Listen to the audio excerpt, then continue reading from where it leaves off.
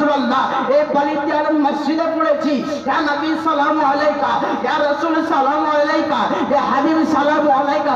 ঠান্ডাতে কাঁপতে কাঁপতে পড়েছি, কাঁপে কে বদরো দোজা তুম পে করো দরুদ তাইবা কে শামসু দুহা তুম পে করো দরুদ। এই নবীকে চিনতে পারবো না মানে ওয়া মুহাম্মদ সাল্লাল্লাহু আলাইহি ওয়াসাল্লাম, ও যে মুহাম্মদ সাল্লাল্লাহু আলাইহি ওয়াসাল্লাম। জোরে বলো, জোরে বলো সুবহানাল্লাহ।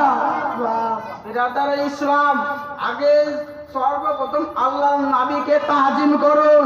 জি। ওয়া ইজা কিলাম সুজু, তো তোমাদেরকে যখন কিয়াম করার হুকুম দেবে ফানসুজু, তোমরা কিয়াম করো।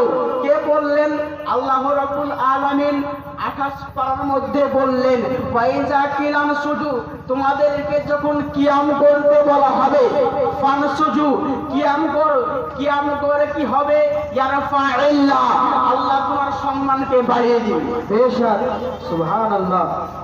বিরাদার ইসলাম, তাহলে বোঝা গেল যে কিয়াম করা মুস্তাহাব, কিয়াম করা জায়েজ। কোন কিতাবের মধ্যে লেখা আছে?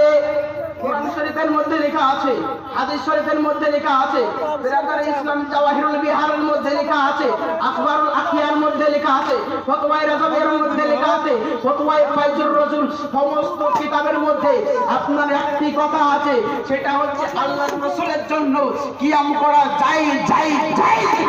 সুবহানাল্লাহ। বাহ বাহ।